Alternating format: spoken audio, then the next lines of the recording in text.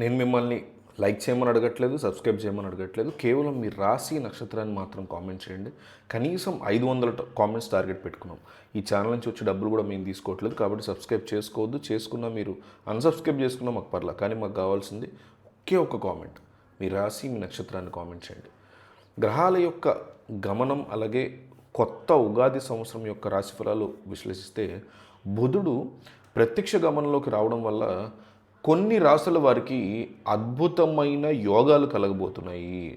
ముఖ్యంగా సింహ, కన్య, వృషభ, మేష, మిథునం, మకర, అలాగే ఇంకా మిగతా రాశుల వారికి ఎంతో ఆశాజనకంగా ఉండబోతోంది రాబోయే కాలం. ఈ రాశుల వారికి ఆర్థికంగా, వృత్తిపరంగా, విదేశీ ప్రయాణాల పరంగా జరగబోయేటువంటి మార్పులు ఇలా ఉన్నాయి. సింహరాశి సంగతి చూస్తే ఈ ఏడాది ఆదాయం వీరికి ఉగాది ఏడాదితో అద్భుతంగా ఉండబోతుంది. పరాభవనామ సంవత్సరంలో వీరి ఆదాయం చాలా మెరుగ్గా ఉంది. దీనివల్ల ఆర్థికంగా భారీ నిల్వలు పెరుగుతాయి, రిజర్వ్స్ పెరుగుతాయి. బుధగ్రహ అనుగ్రహం తోడవడంతో కెరీర్లో ఉన్నత శిఖరాలను కూడా మీరు అధిరోహిస్తారు.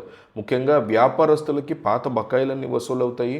ఉన్నత విద్య కోసం లేదా ఉద్యోగరీత్యా విదేశాలకు వెళ్ళాలి అనుకునే వాళ్ళకు కూడా మార్గం చాలా సుగమం అయ్యే పరిస్థితి ఉంది. అంతర్జాతీయ ప్రాజెక్టుల్లో మీ ప్రతిభకి తగినటువంటి గుర్తింపు కూడా వస్తుంది, ధనార్జన బాగా వస్తుంది. సమాజంలో మీ గౌరవ మర్యాదలు ఒక్కసారిగా పెరుగుతాయి. కన్యారాశి సంగతి చూస్తే కన్యారాశికి బుధుడు అధిపతి అవ్వడం వల్ల మీ జీవితంలో పెను మార్పులు సంభవిస్తాయి. చిన్న చితక మార్పులు కాదు, గందరగోళం మొత్తం తొలగిపోయి స్పష్టమైన నిర్ణయాలు తీసుకుంటారు. ఉద్యోగంలో ప్రమోషన్స్, అలాగే ఇంక్రిమెంట్స్ ఇవన్నీ కూడా రాబోతున్నాయి. విదేశాల్లో స్థిరపడాలి అనుకునే వాళ్ళకి ఇది అత్యంత అనుకూలమైనటువంటి సమయం. వీసా సమస్యలు ఉన్న వాళ్ళకి అవన్నీ కూడా సులభంగా పరిష్కారం అయిపోతాయి. ఏ యుద్ధాలు మిమ్మల్ని ఆపలేము ఇండియాలో.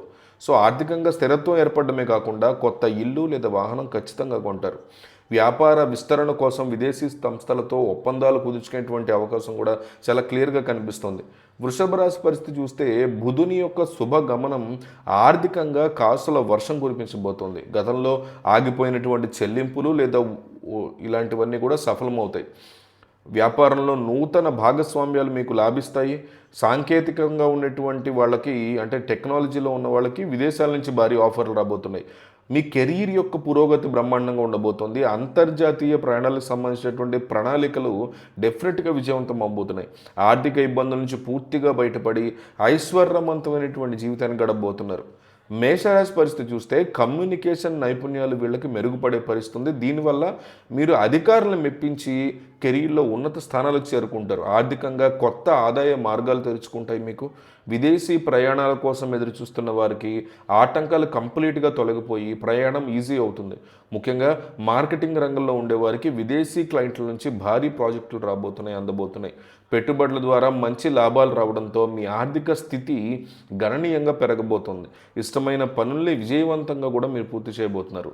మిథున రాశి వారు ఇప్పటివరకు ఎదుర్కొన్నటువంటి మానసిక ఒత్తిడి నుంచి విముక్తి ఖచ్చితంగా పొందుతారు.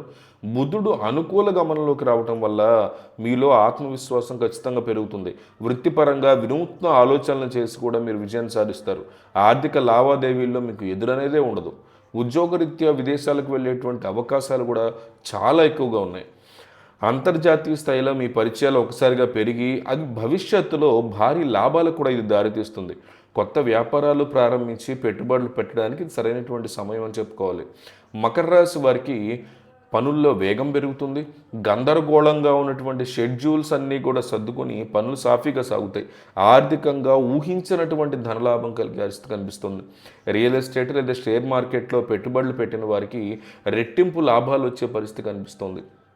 విదేశీ పర్యటనలు లేదా విదేశాల్లో నివసించాలి అనేటువంటి కళ ఏదైతే ఉందో అది ఈ కాలంలో నెరవేరబోతోంది. వృత్తి నైపుణ్యాలు పెరగడంతో పాటు సామాజికంగా కూడా మంచి గుర్తింపు లభిస్తుంది. ఆదాయం పెరగడంతో కుటుంబ అవసరాలను తీర్చి కుటుంబం కోసం కూడా మీరు పొదుపు చేయగలుగుతారు. మీ రాశికి సంబంధించినటువంటి వివరాలు, పరిహారాలు తెలుసుకోవాలనుకున్నవారు కింద కామెంట్ చేయండి.